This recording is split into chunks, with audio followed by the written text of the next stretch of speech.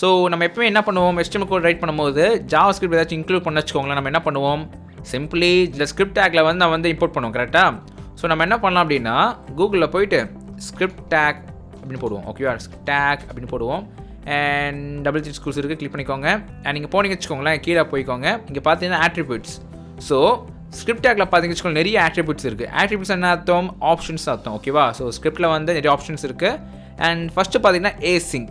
ஓகேவா, so async, cross origin, differ அது மாதிரி நிறைய இருக்குது. அண்ட் இண்டிவிஜுவல் நம்ம என்ன பார்க்க போகிறோம் அப்படின்னா async வெர்சஸ் differ. ஓகேவா, இது ரெண்டு முக்கியமான ஒரு விஷயம். ஸோ நீங்கள் என்ன தான் ஒரு ஃப்ரண்ட் அண்ட் ஆப் பில்ட் பண்ணாலுமே சரி, இது வந்து ஒரு இந்த இன்ஃபர்மேஷன் வந்து உங்களுக்கு கண்டிப்பாக தெரிஞ்சிருக்கணும். ஓகேவா, டன். ஸோ ஸ்கால் பண்ணிக்கோங்க. நம்ம யூஸ் பண்ணது பார்த்தீங்கன்னா நார்மலி சோர்ஸ் யூஸ் பண்ணுவோம். பிகாஸ் எக்ஸ்டர்னல் ஏதாவது ஸ்கிரிப்ட் நம்ம ரெஃபர் பண்ணுறோம் அப்படின்னா இந்த சோர்ஸ் யூஸ் பண்ணிப்போமா. அண்ட் ஆல்சோ டைப் வந்து நம்ம நிறைய ஸ்பெசிஃபை பண்ண மாட்டோம். பிகாஸ் டிஃபால்ட்டான டைப் பார்த்தீங்கன்னா டெக்ஸ்ட் JavaScript தான். Okay, done. ஸோ இப்போ நம்ம என்ன பண்ணலாம் அப்படின்னா நம்ம வந்து இந்த async பற்றி பார்க்கறதுக்கு முன்னாடி நம்ம திருப்பியும் ஒரு வாட்டிக்கே பார்த்துடலாம். ஸோ DOM வந்து எப்படி பாஸ் பண்ணோம், ஸோ இதெல்லாம் வந்து டெலிட் பண்ணிடுறேன் first of all. So delete பண்ணிக்கலாம், அதெல்லாம் எனக்கு தேவையில்லை. அண்ட் இதுக்கான சோர்ஸ் கோடெலாம் வந்து உங்களுக்கு வேணும் அப்படின்னா நம்மளுக்கு கீழே லிங்க்கில் இருக்க நீங்கள் போய் வாங்கிக்கலாம். ஓகேவா, டன். ஸோ அதே மாதிரி எனக்கு தேவையில்லை, அதுவும் நான் டெலிட் பண்ணிக்கிறேன். Okay, ton.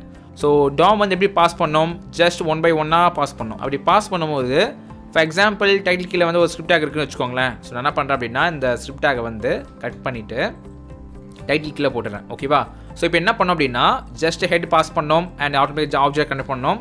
அதே மாதிரி ஹெட்டு, அதே மாதிரி டைட்டில். அண்ட் இங்கே வந்து பார்த்தீங்கன்னா ஸ்கிரிப்ட். ஸோ ஸ்கிரிப்ட் வரும்போது என்ன அப்படின்னா அது வந்து எக்ஸ்டர்னல் ரிசோர்ஸ் இல்லையா, அது என்ன பண்ணோம் அப்படின்னா ஆட்டோமேட்டிக்காக போயிட்டு டவுன்லோட் பண்ணோம். ஃபுல்லாக டவுன்லோட் பண்ணிவிட்டு அண்ட் வச்சுக்கோம். அண்ட் எல்லாமே பாஸ் பண்ணிவிட்டு ஒன்று ஆட்டோமேட்டிக்காக இந்த கோடும் எக்ஸிட் பண்ணணும். அதான் டிஃபால்ட் பிஹேவியர். ஓகேவா, ஸோ இப்போ வந்து பார்த்தீங்கன்னா நம்ம வந்து ஒரே ஸ்கிரிப்ட் தான் வச்சிருக்கோம். ஆனால் நீங்கள் ப்ராக்டிகல் அப்ளிகேஷன் பார்க்கும்போது நிறைய ஸ்கிரிப்ட் வச்சிருப்பீங்க, ஒரு 10-15 கிட்ட வச்சிருப்பீங்க. அப்படி இருக்கும்போது என்ன ஆகும், ஸோ ஒரு வாட்டியுமே அதை பிளாக் பண்ணும். ஸோ பிளாக் பண்ணும்போது கொஞ்சம் டைம், ஒரு மில்லிசெகண்ட் எடுக்கும். ஸோ இதாக வந்து உங்கள் வெப்பேஜ் வந்து ஸ்லோ ஆகும். கரெக்டாக. ஸோ இதுக்கு தான் பார்த்தீங்க அப்படின்னா டெவலப்பர்ஸ் வந்து 2 மெக்கானிசம் கொண்டு வந்தாங்க. ஒன்று பார்த்தீங்க அப்படின்னா async அண்ட் செகண்ட் பார்த்தீங்க அப்படின்னா differ. ஓகேவா, ஸோ நம்ம என்ன பண்ணலாம் அப்படின்னா ஃபர்ஸ்ட் ஆஃப் ஆல் differ பற்றி பார்க்கலாம். ஸோ நான் என்ன பண்ணுறேன், ஜஸ்ட் இந்த divக்கு அப்புறமா வந்து ஒரு differ அப்படின்னு போடுறேன். ஓகே, ஸோ இங்கே நான் வந்து சிம்பிளி ஒரு div போட்டுக்கிறேன். divல பார்த்தீங்க அப்படின்னா இதுக்குள்ளே வந்து ஒரு h1, ஸோ கண்டென்ட் பிஃபோர்னு போட்டுக்கிறேன். ஓகேவா, அண்ட் இதுக்குள்ளே வந்து பேராகிராஃபு அண்ட் லோரம் டெக்ஸ்ட் போட்டுக்க போகிறேன். ஸோ லோரம் டெக்ஸ்ட் அண்ட் அதே மாதிரி ஸ்கால் பண்ணிக்கலாம். அண்ட் அதே மாதிரி இன்னொரு div போட போகிறேன். ஸோ அதே மாதிரி div அண்ட் நீங்கள் பார்த்தீங்க அப்படின்னா அதே மாதிரி h1 அண்ட் கண்டென்ட் ஆஃப்டர்னு போட்டுக்கிறேன். ஓகேவா, ஸோ டன். அண்ட் அதே மாதிரி பேராகிராஃப்குள்ளே வந்து லாங் டெக்ஸ்ட் போட்டுக்க போகிறேன். Okay, done. இப்போ நான் என்ன பண்ண போகிறேன் அப்படின்னா நம்ம ஸ்கிரிப்ட் இருக்குது பார்த்தீங்களா, இதை நான் வந்து ஜஸ்ட் கமெண்ட் பண்ணிக்கிறேன். அண்ட் ஆல்சோ உங்கள் HTML வந்து நீங்கள் எங்கே வேணால் உங்கள் ஸ்கிரிப்ட் வந்து நீங்கள் இன்சர்ட் பண்ணிக்கலாம். கரெக்டாக.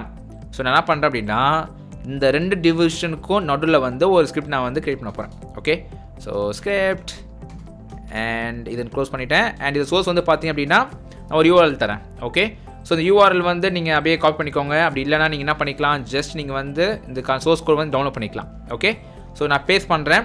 பேஸ்ட் பண்ணிவிட்டு இது எப்படி ஒர்க் ஆகும் அப்படின்னா உங்களுக்கு ஆல்ரெடி தெரியும். ஒன்று ப்ராசஸ் பண்ணோம். ப்ராசஸ் பண்ணிவிட்டு இந்த ஸ்கிரிப்ட்டை வந்து ஆட்டோமேட்டிக்காக டவுன்லோட் பண்ணிவிட்டு ஃபைனலாக வந்து அதை எக்ஸிக்யூட் பண்ணோம். ஓகேவா, ஸோ இப்போ நான் சேவ் பண்ணுறேன். அண்ட் இங்கே அவுட் பார்த்தீங்கன்னு வச்சுக்கோங்களேன், இதான் நம்ம அவுட்புட். இங்கே பார்த்தீங்க அப்படின்னா லாங் ஸ்கிரிப்ட் லோடட் சொல்லி வருது. இது எங்கேருந்து வருது அப்படின்னா இந்த JavaScript கோட்லேருந்து வருது. ஓகேவா, ஸோ இது பேசிக்கலி என்ன பண்ணுது அப்படின்னா இந்த கோடு வந்து இங்கே பார்த்தீங்களா நம்ம வந்து என்ன பண்ணுறோம், மேலே ப்ராசஸ் பண்ணுறோம். ஸோ இந்த HTML எலிமெண்ட் என்னது, லேர்ன் HTML DOM தெரியுதா, தெரியுது, சூப்பர். அதே மாதிரி கீழே வாங்க, இங்கே பார்த்தீங்கன்னா கண்டென்ட் பிஃபோர்னு இருக்குது. ஓகேவா, அது தெரியுதா, தெரியுது, சூப்பர். ஆனால் இங்கே கீழே உள்ள கண்டென்ட் ஆஃப்டர் பார்த்தீங்கன்னா தெரியல. ஓகேவா, அதுக்கு முன்னாடி தான் என்ன பண்ணுது அப்படின்னா அந்த அலர்ட் மெசேஜ் வந்து வந்திருக்கு. அதில் என்ன பண்ணுது அப்படின்னா பேசிக்கலி இந்த HTML எலிமெண்ட் லோட் ஆகிறதுனால இது கீழே இருக்கிற எல்லா HTML எலிமெண்ட்டுமே எதுவுமே ரன் ஆகாது. அது வந்து அப்படியே பிஹைண்ட் பேக்கில் இருக்கும் அது. ஓகேவா, ஸோ எப்போ இந்த JavaScript கோட் வந்து நல்லா சக்ஸஸ்ஃபுல்லாக எக்ஸிட் ஆகுதோ அப்போ தான் அது பேக்ரவுண்ட் கனெக்ட்லாம் வந்து எக்ஸிட் ஆகும். ஓகே, ஸோ இது வந்து ஒரு ப்ராக்டிக்கலான சீனரியில் பார்த்தீங்கன்னு வச்சுக்கோங்களேன் ஒரு பேட் எக்ஸ்பீரியன்ஸ். ஓகேவா, ஏன்னா அந்த யூஸர் வரும்போது என்ன எதுவுமே வரல அப்படின்னு சொல்லுவாங்க பார்ப்பாங்க. ஓகே, ஸோ அதனால தான் நீங்கள் எப்பவுமே என்ன பண்ணணும் அப்படின்னா இது மாதிரி 2 மெத்தட் async இல்லை differ நீங்கள் யூஸ் பண்ணிக்கணும். ஓகே, ஸோ இங்கே பார்த்தீங்கன்னா உங்களுக்கு தெரியும், உங்களுக்கு நான் ஓகே தந்த உடனே அதுக்கப்புறமா அது கீழே இருக்கிற கண்டென்ட் வந்து லோட் ஆகுது உங்களுக்கு. ஓகேவா, டன். ஸோ இதுவே நான் என்ன பண்ணுறேன் அப்படின்னா இந்த ஸ்கிரிப்டில் வந்து அடிஷ்னலாக வந்து நான் சொன்னேன் பார்த்தீங்களா ஆட்ரிபியூட்ஸ் async இல்லை differ சொல்லிட்டு. ஸோ நம்ம என்ன பண்ணலாம் அப்படின்னா differ போட்டு பார்க்கலாம். differ save. அண்ட் இப்போ பார்த்தீங்க அப்படின்னு வச்சுக்கோங்களேன் ஆட்டோமேட்டிக்காக ரிலோட் ஆகிறதுக்கு முன்னாடியே உங்களுக்கு வந்து அந்த கண்டென்ட் டிஸ்பிளே ஆச்சு பார்த்தீங்களா. ஸோ இந்த differ ஆக்சுவலி என்ன பண்ணோம் அப்படின்னா ஆட்டோமேட்டிக்காக பேரலாக பேக்ரவுண்டில் வந்து அது டவுன்லோட் பண்ணோம். டவுன்லோட் பண்ணிவிட்டு எப்போ HTML வந்து பாஸ் பண்ணுற வேலையை முடிக்குதோ அப்போ வந்து எக்ஸிக்யூட் பண்ணணும். ஓகேவா, ஸோ இதுதான் differ பண்ணுற வேலை. Okay done. ஸோ செகண்ட் பார்த்தீங்கன்னா async என்ன பண்ண பார்க்கலாமா? அதே மாதிரி async போட்டுக்கிறேன், சேவ். அண்ட் அதே மாதிரி ஃபர்ஸ்ட் ஓகே தந்துடுறேன். ஓகேவா? இப்போ பார்த்தீங்கன்னா அதே மாதிரி கனெக்ட் தெரியுது, ஆனாலும் கொஞ்சம் டைம் கழிச்சு சேம் அதே மாதிரி தான் வருது. ஓகேவா? ஸோ நீங்கள் கேட்கலாம், அன்பு எப்படி ஏசிங்க்கும் அப்படி டிஃபருக்கும் என்ன வித்தியாசம்னு சொல்லி கேட்பீங்க. ஒரு சின்ன மைல்யூட் வித்தியாசம் தான். ஓகேவா? ஸோ அதை நான் சொல்கிறதோட நம்ம என்ன பண்ணலாம் அப்படின்னா ஒரு இமேஜில் பார்க்கலாம். ஓகே, ஸோ இதான் இந்த இமேஜ். ஸோ இங்கே பார்த்தீங்கன்னா நார்மலாக உள்ள பாடி, அதாவது நார்மலாக நீங்கள் வந்து ஸ்கிரிப்டில் வந்து எந்த ஒரு ஏசிங்கோ இங்கே பார்த்தீங்கன்னா தெரியும் உங்களுக்கு, எந்த ஒரு ஏசிங்கோ இல்லை எந்த ஒரு டிஃப்ரெண்ட் நீங்கள் தராமல் இருந்தீங்கன்னு வச்சுக்கோங்களேன், இதான் டிஃபால்ட்டாக நடக்க வேண்டிய விஷயம். ஸோ இது ஓகே, எங்கே அது போயிடுச்சு இது. ஓகேவா? ஸோ ஃபர்ஸ்ட் ஆஃப் ஆல் உங்களை HTML எல்லாமே பாஸ் பண்ணும். யார் பாஸ் பண்ணோம்? DOM. ஓகேவா? DOM பாஸ் பண்ணிவிட்டு ஃபைனலாக வந்து உங்களுக்கு வந்து ரன் பண்ணும்போது தான் உங்களுக்கு அந்த DOM கண்டென்ட் லோடர் ஈவன் வந்து உங்களுக்கு தரும். ஓகேவா? ஸோ இதான் வந்து நார்மலாக நடக்கிற ஃபங்க்ஷன். அதுவே நீங்கள் async யூஸ் பண்ணீங்க அப்படின்னா, async நீங்கள் எங்கே யூஸ் பண்ணாலும் சரி, ஹெட்டில் யூஸ் பண்ணாலும் சரி, அது என்ன பண்ணோம் அப்படின்னா, ஸோ asynchronously அவங்க இந்த ஸ்கிரிப்ட் வந்து டவுன்லோட் பண்ணி வச்சுக்கோம். பண்ணிவிட்டு அது என்ன பண்ணோம் அப்படின்னா சைமல்டேனியஸ்லி ரன் பண்ணுறோம் அது. ஓகே, ஸோ இது வந்து உங்கள் DOM அதோட பாஸ் பண்ணுற வரைக்கும் வெயிட் பண்ணாது async. ஓகேவா? ஜஸ்ட் இது டவுன்லோட் பண்ணியிருக்கோம் பேக்ரவுண்டில், எந்த ஒரு கண்டென்ட்டுமே பிளாக் ஆகிருக்காது. ஓகேவா? ஸோ எல்லாமே வந்து லோட் ஆகிருக்கும். ஆனால் JavaScript கோட் வந்து என்ன பண்ணோம் அப்படின்னா அதுக்கு டவுன்லோட் பண்ணதை வந்து எப்போ அது டவுன்லோட் பண்ணி முடிக்குதோ அப்போ எக்ஸிக்யூட் பண்ண ஆரம்பிச்சிடும். ஓகேவா? இதான் async பண்ணுற வேலை. அண்ட் டிஃபர் பண்ணுற வேலை என்னென்னு பார்த்தீங்க அப்படின்னா அதுவும் சேம் திங் தான். பேக்ரவுண்டில் போய்ட்டு பேரலாக டவுன்லோட் பண்ணிவிட்டு அது வந்து async மாதிரி டக்குன்னு எக்ஸிக்யூட் பண்ணாது.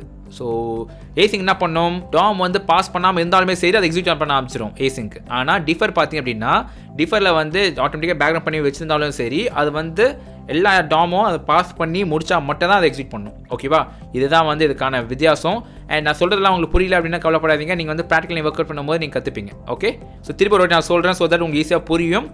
And scripts are fetched asynchronously and executed immediately. So இங்கே பார்த்தீங்களா, ஸோ asynchronous அப்படின்னா பேரலாக பேக்ரவுண்டில் வந்து டவுன்லோட் பண்ணிவிட்டு ஆட்டோமேட்டிக்காக வந்து எக்ஸிக்யூட் பண்ணுறோம். ஓகேவா? ஸோ இது வந்து எதுக்காக வெயிட் பண்ணாது. ஓகே, இதான் async பண்ணுற வேலை. அதுவே டிஃபர் பண்ணுறது பார்த்தீங்க அப்படின்னா scripts are fetched asynchronously and executed after the HTML is completely parsed. ஓகேவா?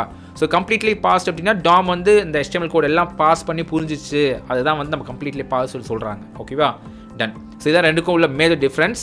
அண்ட் கீழே உள்ளதான் பார்த்தீங்கன்னு வச்சுக்கோங்களேன், use for third party scripts. For example independent ஸ்கிரிப்ட்ஸ்னு வச்சுக்கோங்களேன். ஃபார் எக்ஸாம்பிள் இண்டிபெண்டன்ட் அப்படின்னா எது ஒரு டிபெண்டன்ஸுமே கிடையாது. இப்போ சிலதெல்லாம் பார்த்தீங்கன்னா JQ டிபெண்ட் பண்ணி இருக்கும். கரெக்டாக? ஸோ இப்போ கூகுள் அனலிட்டிக்லாம் பார்த்தீங்கன்னா எது டிபெண்ட் பண்ணி அது இல்லை. ஸோ அதெல்லாம் நீங்கள் என்ன பண்ணிக்கலாம்னா async-ஆ நீங்கள் வச்சுக்கலாம். அதால் உங்களுக்கு பேஜ் வந்து பிளாக் ஆகாது. அண்ட் ஆல்சோ உங்களுக்கு வந்து அதோட ஃபீச்சர் வந்து உங்களுக்கு அப்படியே கிடைக்கும். ஓகே, அதே டிஃபர் நீங்கள் என்ன பண்ணலாம் அப்படின்னா ஃபார் எக்ஸாம்பிள் ஏதாச்சும் ஒரு லைப்ரரி யூஸ் பண்ணுறீங்க அப்படின்னா, ஃபார் எக்ஸாம்பிள் React யூஸ் பண்ணுறீங்கன்னு வச்சுக்கோங்களேன். React லைப்ரரி வந்து நீங்கள் மேலே வேணும். கரெக்டாக? ஏன்னா அது டிபெண்ட் பண்ணி தானே உங்களோட ஃபுல் ஆப்புமே இருக்குது. ஸோ அந்த சமயத்தில் நீங்கள் வந்து டிஃபர் யூஸ் பண்ணிக்கலாம். ஓகே, ஸோ இதுதாங்க async-க்கும் டிஃபருக்கும் உள்ள வித்தியாசம். அண்ட் நம்ம என்ன பண்ணலாம் அப்படின்னா நெக்ஸ்ட் வீடியோவில் வந்து DOM நோட்ஸ் பற்றி கொஞ்சம் கிளியராக பார்க்கலாம். ஓகே, ஸோ நெக்ஸ்ட் வீடியோவில் பார்க்கலாம். பாய்.